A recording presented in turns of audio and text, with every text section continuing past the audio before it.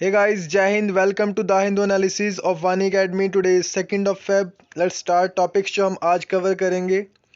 सबसे पहले coat of the day देखेंगे, उसके बाद जो इम्पोर्टेंट न्यूज़ हैं बेसिकली, जैसे कल आपको पता है कि जो बजट की अनाउंसमेंट हुई थी हमारे जो फाइनेंस मिनिस्टर हैं उनके द्वारा पार्लियामेंट के अंदर, और इस वजह से आज ज़्यादातर जो न्यूज़ हैं बजट के साथ ही रिलेटेड थी। इसलिए हमने आज एडिटोरियल्स नहीं लिए क्योंकि सारे एडिटोरियल्स में लगभग बजट के ही बारे में किसी में क्रिटिसिज्म था, किसी में उसका एप्रिसिएशन था। इसलिए हम न्यूज़ देखेंगे और उसके अलावा बजट के जो हाइलाइट्स होते हैं उसके वो देखेंगे, कुछ हिस्ट्री के बारे में देखेंगे बजट की, और उसके अलावा कुछ इसके हाइलाइट्स देखेंगे या बजट क्या होता है इसके बारे में देखेंगे। उसके बाद एक न्यूज़ है यूपीएससी एस्पिरेंट्स के लिए। सुप्रीम कोर्ट ने अर्ज किया सेंटर को to give UPSC aspirants one time relaxation, जिन्होंने फाइल की थी पेटिशन सुप्रीम कोर्ट के अंदर। और उसके अलावा फार्मर्स के प्रोटेस्ट के बारे में देखेंगे हम। उसके बाद जो स्टेट आज हम कवर करेंगे दैट इज़ तमिलनाडु, और उसके कैपिटल नेबर्स और कुछ जीआई टैग्स वहाँ के, और वहाँ पे कुछ माउंटेन पीक्स देखेंगे। और इसके अलावा और भी उसके बारे में हम कुछ इन्फॉर्मेशन है इंपॉर्टेंट जो हमारे एग्ज़ाम के लिए ज़रूरी है वो देखेंगे। कोट ऑफ द डे में आज चाणक्य का कोट है ये, education is the best friend. Education जो है that is our best friend, वो एक हमारा सच्चा मित्र है। एजुकेशन, एक एजुकेटेड जो पर्सन होता है इज़ रिस्पेक्टेड एवरीवेयर, हर जगह उसकी कदर होती है। और उसके अलावा education beats the beauty and youth. Education ही जो है ब्यूटी को और इवन की यूथ को मात देता है। यानी कि अगर आप एजुकेटेड हो तो आपको आपकी रिस्पेक्ट होगी, आपकी कदर की जाएगी, ना कि आपकी ब्यूटी की तब कदर की जाएगी। एजुकेशन जो है ब्यूटी को भी बीट कर देती है। जैसे एजुकेशन जो है, जब हम पढ़ते हैं तो वो जो हमारी स्किल्स इंप्रूव होती हैं, और हम जो है ह्यूमैनिटी के काम आ पाते हैं, हम ह्यूमैनिटी की सर्विस करते हैं और उसके काम आ पाते हैं जब, और तब हमारी जो कदर है, तब हमारी जो वैल्यू है वो बढ़ जाती है। इसलिए एक हमें एक एजुकेटेड पर्सन बनना चाहिए, वेल एजुकेटेड होना चाहिए, और पढ़ाई लिखाई में हमें ज़्यादा से ज़्यादा अपने आप को इम्प्रूव करते रहना चाहिए। और कहते हैं कि सीखने की कोई उम्र नहीं होती, इसलिए हमें साथ साथ में, जैसे हम कोई प्रोफेशन या कोई काम भी करते हैं, या इवन कि आफ्टर जॉब के साथ साथ भी हमें पढ़ते रहना चाहिए, और इवन कि लास्ट ब्रेथ तक हमें कुछ ना कुछ सीखते रहना चाहिए, कुछ ना कुछ इम्प्रूव करते रहना चाहिए। देखिए, मैं भगत सिंह के शहीद आज़म जो भगत सिंह थे उनके बारे में एक लाइन बताना चाहता हूँ कि जब वो लास्ट डे था उनका, जिस दिन उनको फांसी पे चढ़ाया जाना था, और उस दिन भी वो जेल के अंदर जब उन्होंने उस फांसी के लिए उनको ले जाया गया वहाँ से, और वो अब एक किताब पढ़ रहे थे, उन्होंने वहाँ से वो पन्ना मोड़ दिया। और सोचने वाले ये सोचेंगे कि क्यों वो लास्ट मोमेंट पे भी क्यों पढ़ रहे थे, क्यों नहीं उन्होंने कुछ जो मोमेंट्स होती हैं लाइफ की उनके बारे में याद कर लिया। एक आम इंसान के बारे में सोच के देखिए कि अगर वो उनकी जगह पे होता और शायद वो रो रहा होता, या फिर शायद वो अपने जो बीते लम्हे हैं ज़िंदगी के उन्हें याद कर रहा होता, लेकिन वो तब भी काम कर रहे थे। उन्होंने अपना लास्ट मोमेंट की भी लाइफ का जो है वो एजुकेशन गेन करने में, पढ़ने में लगाया। इसलिए हमें भी हमेशा सीखते रहना चाहिए, एजुकेशन को हासिल करते रहना चाहिए। एक वेल एजुकेटेड पर्सन हमें बनना चाहिए ताकि हम जो ह्यूमैनिटी के काम आ सकें। Let's start. आज जो हम इम्पोर्टेंट न्यूज़ देखेंगे, सबसे पहले फर्स्ट पेज के ऊपर रिकवरी व्हीकल। एक्चुअली आज थोड़ा सा डिले हो गया इस वजह से, क्योंकि पहले जब पीपीटी बनाई और तब वो पीपीटी थोड़ी करप्ट हो गई, इस वजह से थोड़ा आज लेट हो गया, और सॉरी फॉर दिस डिले। और सबसे फर्स्ट पेज के ऊपर ये रिकवरी व्हीकल है कि जो बजट अनाउंसमेंट हुआ था वो किस तरह से इकॉनमी अभी, जैसे हमें पता है कि जो सर्वे ने भी बताया कि जो हमारी इकॉनमी है दैट इज़ वी शेप्ड, उसकी बैकअप जो रिकवरी अभी हुई है दैट इज़ वी शेप्ड।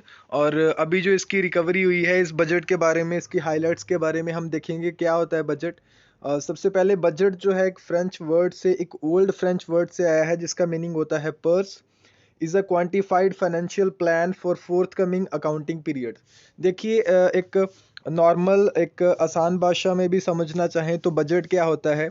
जब भी हम कुछ मान लीजिए हमने कुछ खरीदना है या हमने कुछ करना है, तो पहले हम बोलते हैं कि हमारा बजट क्या है।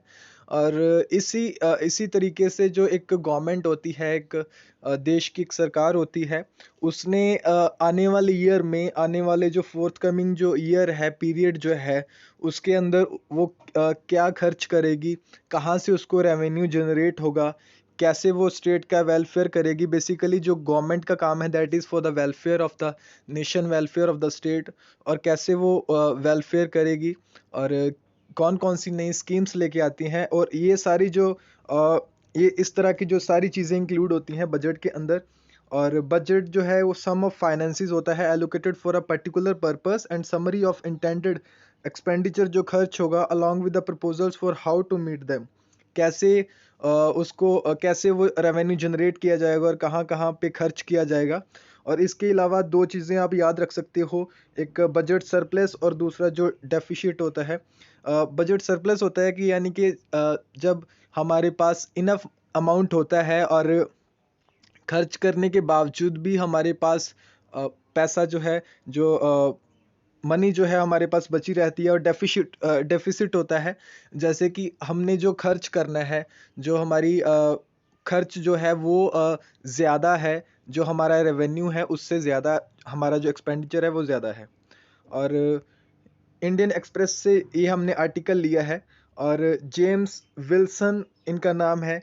और इन्होंने 1860 के अंदर फर्स्ट बजट, जो इंडिया का फर्स्ट एवर जो बजट आया था, तब जो इंडिया था that was under British rule.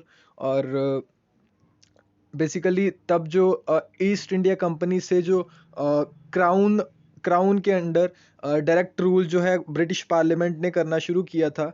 और 1857 की जो म्यूटिनी हुई थी, उसके बाद किस तरह से जो इंडिया में क्राइसिस था, फाइनेंशियल क्राइसिस था, उसको कैसे रिकवर किया जाए, इसके सल्यूशन के लिए ये जो बजट था ये पहली बार जो था लेके आया गया था।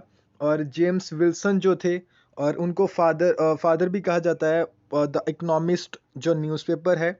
और had a credible presence in England for his firm grasp of economic theory and policy as well as practical knowledge of commercial affairs। ये उनके बारे में लिखा है। और कार्ल मार्क्स ने इनके बारे में कहा था, in his capital had described Wilson as an economic mandarin of high standing। और ये कार्ल मार्क्स ने भी इनके बारे में बताया था। बेसिकली ये हमारे लिए इतना इंपॉर्टेंट नहीं है, बस हमें एग्जाम पॉइंट ऑफ व्यू से ये याद रखना है कि फर्स्ट टाइम जो हमारा बजट आया था इंडिया का, कब आया था। जो प्री इंडिपेंडेंस, मतलब इंडिपेंडेंस से पहले जो हमारा बजट था वो कब आया था, 1860। और ये इंडियन एक्सप्रेस से आर्टिकल लिया गया है। और आप इनका नाम याद रख सकते हो, ये एक ब्रिटिश इकोनॉमिस्ट थे। और 1857 के बाद जो क्राइसिस आए थे, फाइनेंशियल क्राइसिस, उसको बेसिकली टैकल करने के लिए बजट आया था। और उसके बाद कुछ इसके फैक्ट्स हैं, जैसे यूनियन बजट होता है जो ये इसको हमारी कॉन्स्टिट्यूशन के अंदर कहीं भी बजट नाम का मेंशन नहीं आया, बल्कि एनुअल फाइनेंशियल जो स्टेटमेंट होती है इसके नाम से इसे जाना जाता है। आर्टिकल 112 के अंदर, आर्टिकल 112 के अंदर इसे एनुअल फाइनेंशियल स्टेटमेंट के नाम से जाना जाता है, ये आप याद रख सकते हो। It is an annual budget of the Republic. ये एनुअल मतलब सालाना बजट होता है। उसके बाद जैसे इंटरिम बजट भी होता है, जैसे कई बार जैसे अभी टाइम पीरियड जब ख़त्म होता है किसी पार्टी का, किसी गवर्नमेंट का, तो वो इंटरिम बजट लेके आते हैं कि अगर दोबारा से जो जनरल इलेक्शंस होंगी, जो दोबारा से जो दूसरी इलेक्शंस होंगी, अगर वही रहते हैं तो दोबारा से वो बजट लेके आएंगे, अगर नहीं है तो उस टाइम पीरियड के लिए वो इंटरिम बजट जो है होता है। और interim budget is not same as the vote on account, ये आप याद रख सकते हो यहाँ पे। और उसके अलावा द गवर्नमेंट प्रेजेंट्स करती है first day of the Feb, यानी कि कल फर्स्ट फेब थी और कल सेकंड मंथ जो होता है उसके फर्स्ट डे के ऊपर देखिए ये वाली जो चीज़ है, ये किसी एक कॉन्स्टिट्यूशन के अंदर मेंशन नहीं है कि कब इसे करना है, सबमिट करना है, कब ले करना है पार्लियामेंट में। लेकिन वहाँ पे मेंशन है एनुअल फाइनेंशियल स्टेटमेंट ज़रूरी है, लेके ही आना है, लेकिन जो इसका टाइम पीरियड है दैट इज़ नॉट फिक्स। और जो प्री इंडिपेंडेंस के टाइम पे, ब्रिटिश पीरियड के टाइम से एक टाइम पीरियड था कि 5:30 शाम को लेके आते थे, और फेब के बेसिकली लास्ट में होता था ये। और लेकिन अभी पहले इन्होंने सुबह का टाइम किया, और उसके बाद इन्होंने 1 फेब को कर दिया, यानी कि और इकोनॉमिक सर्वे जैसे आता है फेब से, जो 1 फेब है उससे 2-3 दिन पहले इकोनॉमिक सर्वे ले किया गया वहाँ पे फाइनेंस मिनिस्टर के द्वारा। और इसके बाद ये टाइम जो है ये पार्लियामेंट के हाथ में है, कभी भी इसे चेंज किया जा सकता है। लेकिन जो ज़रूरी लिखा है कॉन्स्टिट्यूशन के अंदर कि जो एनुअल फाइनेंशियल स्टेटमेंट है आर्टिकल 112 के अंदर जो लिखा है वो लेके आना, ये जो है एक्सरसाइज, ये ज़रूरी है, लेकिन टाइम पीरियड इसका शिफ्ट हो सकता है। और यूनियन अंटिल 2016 के अंदर जैसे बताया कि it was presented on the last working day of February by finance minister in the parliament, the budget which is presented by means of finance bill and appropriation bill, या polity में पढ़ते हो, to be passed by Lok Sabha को pass करना पड़ता है before it come to effect in on April. जैसे जो फिजिकल ईयर होता है, जो फाइनेंशियल ईयर होता है, फिजिकल ईयर होता है, that starts from basically from 1 April to the next year 31 March of the next year. तो ये जो बजट है उस टाइम पीरियड के लिए होता है, और फाइनेंशियल बिल और फाइनेंस बिल और अप्रोप्रिएशन बिल, और उसे पास किया जाता है। और कुछ जो बजट है और कुछ जो अमाउंट होता है वो पहले साइड पे रख लिया जाता है, ताकि जो एलोकेट करना है, जो एलोकेट करनी, ग्रांट्स एलोकेट्स करनी है, उससे पहले एक बजट, जो एक अमाउंट उनके पास हो। हाइलाइट्स देखते हैं इस बजट की। States allowed enhanced 4% of GSDP borrowing. State अभी जो है ज़्यादा थोड़ा बोरो कर सकती हैं, उनकी जो एनहांसमेंट है उसको ज़्यादा इंक्रीज़ किया है। और जो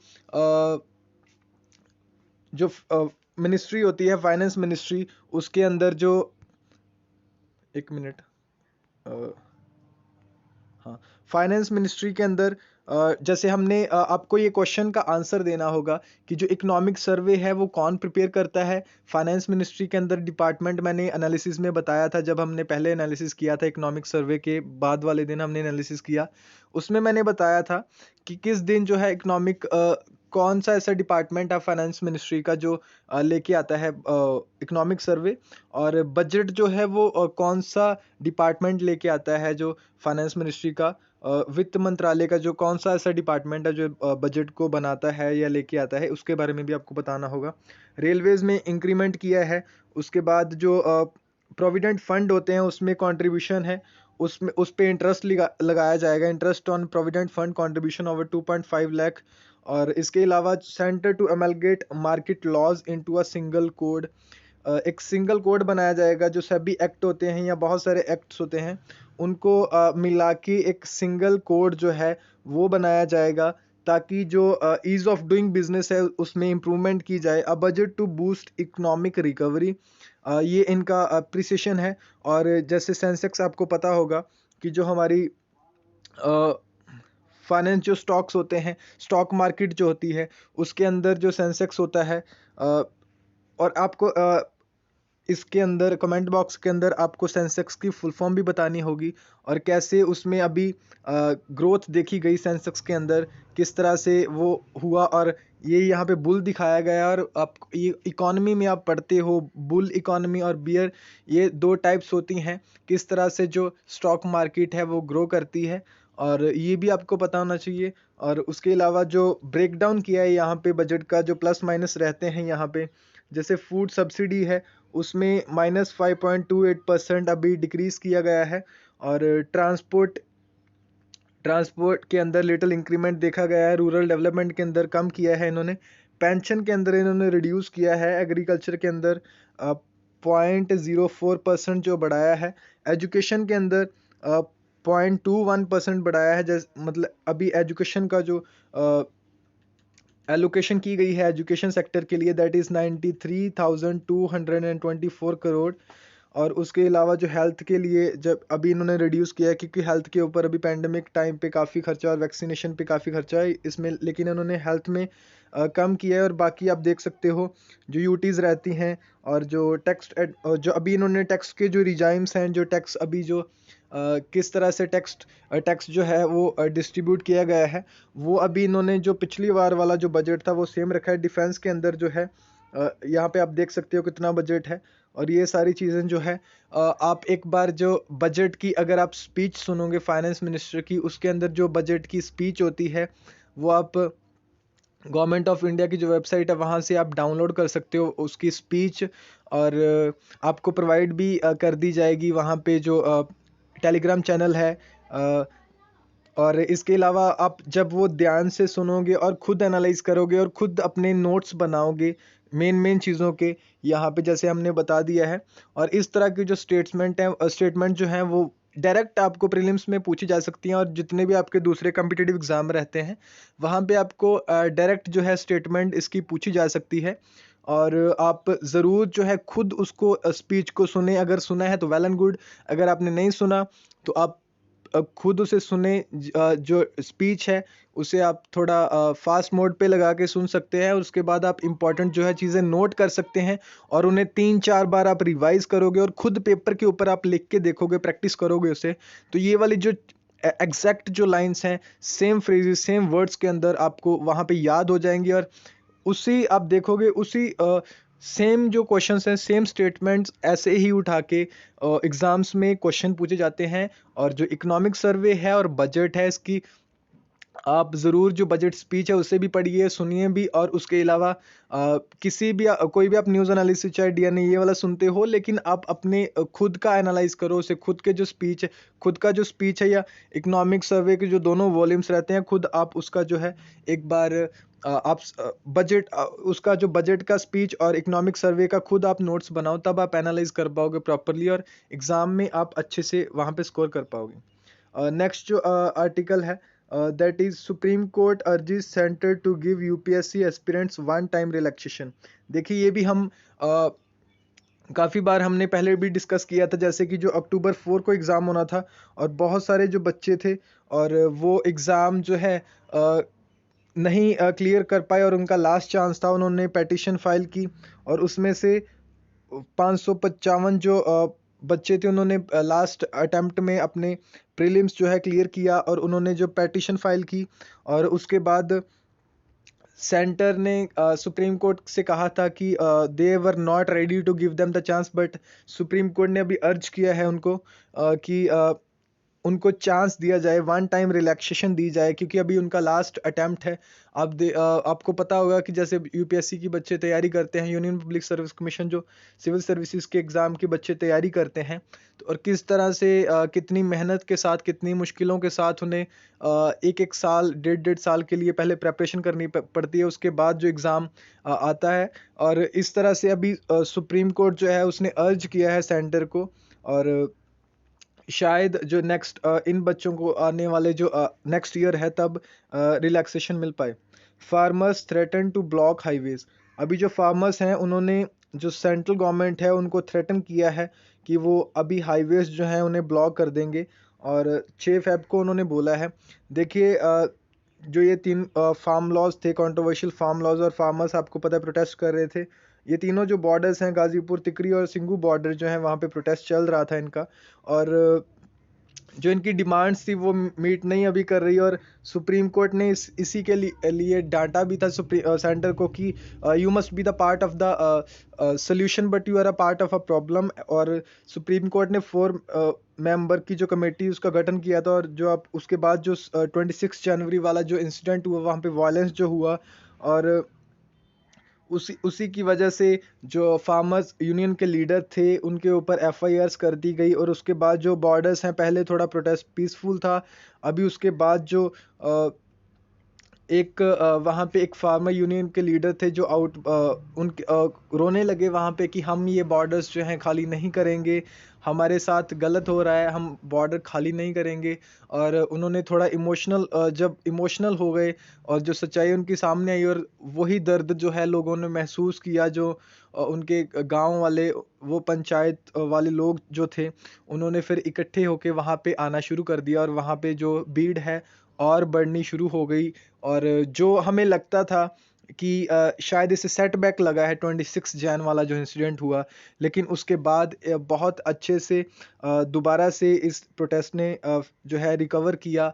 और अभी जो है इन्होंने बोला है कि जो भी अभी सेंटर ने जो होम मिनिस्ट्री ने जो अभी वहाँ पे इंटरनेट की सर्विसेज को डाउन किया था, और उसके अलावा जो भी इन्होंने बैरिकेड्स या इस तरह की रिस्ट्रिक्शंस वहाँ पे लगा दी हैं। और अभी फार्मर्स जो भी हैं फार्मर्स भी हैं जो उन्होंने भी थ्रेटन किया है सेंटर को कि हम टॉक्स के लिए तो रेडी हैं। एक साइड पे आप बातचीत करने की बात करते हो, सेंटर को इन्होंने कहा, और एक साइड पे आप रिस्ट्रिक्शन लगा रहे हो वहाँ पे। और अभी इन्होंने थ्रेटन किया है सेंटर को। और इसके अलावा जो जैसे ट्विटर ट्विटर है, और कैसे इन्होंने काफ़ी सारे जो अकाउंट्स हैं उन्हें ब्लॉक किया है जो फार्मर्स की सपोर्ट में थे। बहुत सारे एक्टर्स या बहुत सारे जो सोशलिस्ट होते हैं, एक्टिविस्ट होते हैं, उनको उनके जो अकाउंट्स हैं उन्हें ब्लॉक कर दिया गया। और ये भी आप देख सकते हो कि जो इस तरह की जो कंपनीज होती हैं, सोशल मीडिया जो साइट्स होती हैं, किस तरह से वो पार्शियलिटी करती हैं। और ये आप इंटरनेशनल अफेयर्स के अंदर भी इस तरह की एग्जांपल्स दे सकते हो, जैसे कि अभी जो अमेरिका के अंदर जो इलेक्शंस हुए थे, और लास्ट जो इलेक्शंस हुए थे तब भी ये था कि जो फेसबुक है उसने पार्शियलिटी की है और इन्फ्लुएंस किया है वोटर्स को। और इस तरह की चीज़ें भी आप मेंशन कर सकते हो और याद रख सकते हो। आज जो हम स्टेट करेंगे दैट इज़ तमिलनाडु, और इसकी जो कैपिटल है दैट इज़ चेन्नई। और कौन कौन सी स्टेट्स जो इसके साथ बाउंड्री शेयर करती हैं दैट इज़ केरला, कर्नाटका और आंध्र प्रदेश। 3 स्टेट्स जो हैं इसके बाउंड्री शेयर करती हैं। और श्रीलंका के बारे में भी आप देख सकते हो। श्रीलंका जो है हमारे साथ बाउंड्री तो शेयर नहीं करता, लैंड बाउंड्री, लेकिन काफ़ी करीब है ये हमारे। और वहाँ पे जो तमिल रेफ्यूजीज जो रहते हैं, ये तमिल का और श्रीलंका का जो इशू है ये भी आप याद रख सकते हो, इसके बारे में भी आप पढ़ सकते हो बेसिकली हमारी हिस्ट्री के अंदर। और उसके अलावा जीआई टैग्स जो यहाँ पे फेमस हैं, पंचमीर्थम ऑफ पलानी मुरुगन टेम्पल जो यहाँ पे है रिसेंटली। ये 3 चीज़ें हैं जिनको वहाँ पे जीआई टैग जो जोग्राफिकल इंडिकेशन होती है वहाँ पे दिए गए इनको। एक ये साड़ी है, कंडांगी साड़ी, और डिंडीगुल ये लॉक है। और आप देखोगे कि जो तमिलनाडु के अंदर डिंडीगुल एक डिस्ट्रिक्ट भी है, और जो हाईएस्ट पीक है यहाँ पे दैट इज़ डोडा बेटा। और इस तरह के क्वेश्चंस भी आपको पूछे जा सकते हैं बहुत सारे जो कम्पिटिटिव एग्जाम्स रहते हैं। उसके अलावा यूपीएससी का और एसएससी के, स्टेट पीसीएस के जो एग्ज़ाम्स रहते हैं, बैंकिंग के जो एग्ज़ाम रहते हैं, वहाँ पे जो जनरल अवेयरनेस रहती है उसमें जीआई टैग्स, इस तरह की चीज़ें, या हाईएस्ट पीक्स या रिवर्स किस स्टेट में फ़्लो करती हैं, और इस तरह की चीज़ें वहाँ पे आपको पूछी जा सकती है। और यहाँ पे आप देख सकते हो जो तमिलनाडु का ये मैप है, ये फिजिकल मैप है और ये पॉलिटिकल मैप है। और यहाँ पे आप देख सकते हो ये डिंडीगुल जो डिस्ट्रिक्ट है यहाँ पे।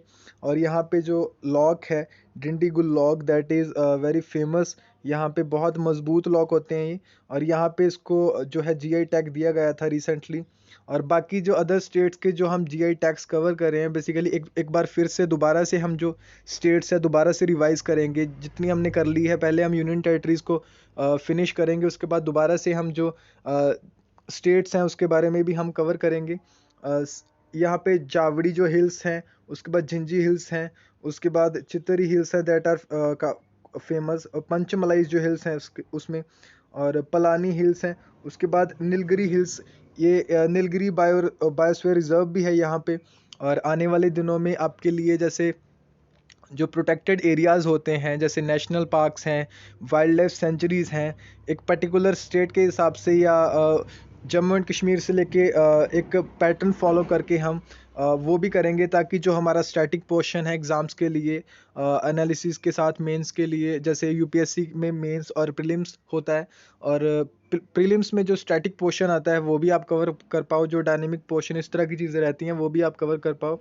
और नीलगिरी हिल्स ये वो वाला हिल्स हैं यहाँ पे जो वेस्टर्न घाट्स और ईस्टर्न घाट्स जो हैं आके मिलते हैं। और तीनों जो स्टेट्स हैं यहाँ पे कर्नाटका, केरला और यहाँ पे तमिलनाडु जो है वो आपस में मीट करती हैं। और नीलगिरी जो हिल्स हैं वहाँ पे तीनों जो स्टेट है यहाँ पे ये अपनी बाउंड्री जो है शेयर करती हैं। और इसके अलावा जो अगस्थमलाई हिल्स हैं वो भी आप याद रख सकते हो। और यहाँ पे जो नीचे यहाँ पे घाट्स भी हैं वो भी आप याद रख सकते हो। ऊपर Nilgiri hills, then Annamalai hills है, देन कार्डमम हिल्स हैं। 3 तरह की हिल्स रहती हैं, Nilgiri, then Annamalai, then cardamom. और इसके बीच में यहाँ पे जो फेमस घाट्स भी हैं, जो फेमस माउंटेन पासिस भी हैं, वो भी आप याद रख सकते हो। माउंटेन पास देखिए होता है जैसे 2 माउंटेन्स हैं, उनके बीच में जो जगह होती है पास करने के लिए, एक रास्ता होता है जाने के लिए, वो है। और जैसे नॉर्थ से लेके साउथ तक और जो हमारे बॉर्डर स्टेट्स भी हैं वहाँ पे भी काफ़ी पासिस रहते हैं, और वो भी आप याद रख सकते हो। जैसे चिपकिला पास है यहाँ पे हिमाचल के अंदर, और मानानीती लिपू लेक जो पास है यहाँ पे उत्तराखंड के अंदर। और सिक्किम के अंदर जैसे हमने कल भी डिस्कस किया था, इंपॉर्टेंट पासिस जो थे, जैसे कि नथुला, नकुला और जलेपला जो पास हैं, और बॉमडीला, सेला, ये जो पास अरुणाचल प्रदेश के अंदर हैं, ये आप याद रख सकते हो। इस तरह के क्वेश्चंस आप देखते हो कि आप एग्जाम्स में और स्टेट पीसीएस एग्जाम्स में आपको पहले भी पूछे जाते हैं। और ये वाला जो आप कमेंट करके बता सकते हो कि ये वाला जो हमने पोर्शंस इंक्लूड करते हैं, या स्टेट या किसी कंट्री के बारे में हम उसके जो फैक्ट्स हैं उन्हें याद करने की कोशिश करते हैं। जो बच्चे रेगुलरली इसे फॉलो करते हैं उन्हें पता होगा कि ये वाला जो पोर्शन है उन्हें उनके लिए कितना हेल्पफुल रहा है। और आप ज़रूर इस चीज़ के बारे में सजेशंस भी दें, और आप खुद भी अपना देख सकते हो कि आपको कितनी इम्प्रूवमेंट हुई है। एक बार दोबारा से हम रिवाइज कर लेंगे कि क्या क्या आज हमने देखा है। और सबसे पहले जो हमने बजट के बारे में देखा, ये सबसे पहले हमने ये कोट देखा कि जो एजुकेशन है that is a best friend. और एजुकेशन पर्सन जो होता है उसकी हर जगह रिस्पेक्ट होती है। एजुकेशन ब्यूटी को और यूथ को जो है बीट कर देती है। और बजट के बारे में देखा, बजट क्या होता है। पहला जो बजट है जो जेम्स विल्सन है इनके द्वारा लेके आया गया 1857 के जो म्यूटिनी हुई थी उसके बाद, फाइनेंशियल क्राइसिस जो वहाँ पे हुए थे उसके बाद। यूनियन बजट के बारे में हमने देखा कि कहाँ पे ये मेंशन है। और एनुअल फाइनेंशियल स्टेटमेंट इसे कहते हैं कॉन्स्टिट्यूशन के अंदर। उसके बाद कुछ हाइलाइट्स देखें जैसे, और उसके बाद सेंसेक्स के अंदर क्या इंप्रूवमेंट था, और जो ब्रेकडाउन है बजट का किस तरह से इसको ब्रेक डाउन किया जाता है उसके बारे में हमने कुछ प्लस माइनस देखे। और सुप्रीम कोर्ट ने अर्ज किया है सेंटर को, supreme court urge centre to give UPSC aspirants जो थे जिन्होंने पिटीशन फाइल किया था, लगभग 3863 जो कैंडिडेट्स थे, और उनको वन टाइम रिलैक्सेशन देने की बात की गई थी। और उसके बाद जो फार्मर्स हैं उन्होंने थ्रेटन किया है कि वो हाईवेज़ को, रास्तों को ब्लॉक कर देंगे, रोड्स को, अगर जो रिस्ट्रिक्शंस हैं वहाँ पे उनके ऊपर जो लगाई जा रही हैं रिस्ट्रिक्शंस, उनको जो है सेंटर जो है वहाँ से नहीं हटाएगा। और जो ये टाइमलाइन है ये भी आप याद रख सकते हो। और GS3 के अंदर, जनरल स्टडी 3 के अंदर जो एग्रीकल्चर के रिलेटेड पॉलिसीज़ हैं, या GS2 के अंदर पॉलिटी गवर्नेंस के अंदर आपको अगर क्वेश्चन पूछा जाता है, अगर डायरेक्ट क्वेश्चन पूछा जाता है फार्मर्स जो लॉज हैं उनको लेके कि क्या इम्पैक्ट है, क्या बेनिफिट है। देखिए जब अभी इन्वायरमेंट के अंदर आपने देखा होगा कि GS3 के अंदर जो इन्वायरमेंट के अंदर हम पढ़ते हैं एक EIA पढ़ते हैं, इम्पैक्ट असेसमेंट जो रिपोर्ट है, इन्वायरमेंट इम्पैक्ट असेसमेंट जो रिपोर्ट है उसके बारे में हम एनालाइज करते हैं या पढ़ते हैं। और रिसेंटली हमने डिस्कस भी किया था कि ड्राफ्ट अभी एक नया लेके आया गया था। और अभी 2000 लास्ट ईयर में अभी वो ड्राफ्ट लेके आया गया नया, और गवर्नमेंट के द्वारा। और उसका क्या इम्पैक्ट था, और जो पिछले वाला जो ड्राफ्ट था, पहले जो EIA इम्पैक्ट जो एनालिसिस होता था वो कैसे होता था, क्या क्या चेंजेस उसमें लेके आए गए। और ये क्वेश्चन डायरेक्ट जो है आपको क्वेश्चन में पेपर में पूछा गया था। और इस तरह से जो रिसेंट में चीज़ें होती हैं मेंस में, या जैसे बैंकिंग के आप एग्ज़ाम देते हो उसमें आंसर राइटिंग या इस तरह के आपको जनरल अवेयरनेस के question, and even they can be asked in your interview. और आप उसके लिए रेडी रहिए। इस तरह के जो क्वेश्चंस रहते हैं, और एनालिसिस देखने के साथ साथ आप ज़रूर जो अपने जो वीडियोस हैं, जो न्यूज़पेपर है, जो मैगजीन्स हैं, जैसे योजना है, कुरुक्षेत्र है, या जीके के कुछ मैगजीन्स या दूसरे भी रहते हैं कम्पिटिटिव एग्ज़ाम के लिए, आप उन्हें रेगुलर पढ़ते रहा कीजिए, क्योंकि आपके जो स्किल्स है, राइटिंग स्किल्स और जो रीडिंग स्किल्स हैं वो भी इम्प्रूव होने चाहिए। और आप इस जो चैनल है, यूट्यूब का चैनल जो है वानी अकेडमी का, इसके इनिशिएटिव को आप सपोर्ट कर सकते हो by subscribing to this channel. उसके अलावा आप शेयर करें, इस वीडियो को लाइक करें और कमेंट करके जो हमने क्वेश्चन पूछा है ये भी बताएं। और कल मैं बताना चाहूँगा कि कनिका ने कल आंसर दिया था जो हमने SEZ के बारे में पूछा था। जो एक जोन्स रहती हैं, इकोनॉमिक जोन्स जो रहती हैं, उसके बारे में इन्होंने आंसर दिया था। वेरी गुड, शाबाश। और यहाँ पे आप जो टेलीग्राम का जो चैनल है, यहाँ पे आप PPT और PDF जो है इसकी आपको मिलेगी। और thank you for watching this analysis. Have a good day.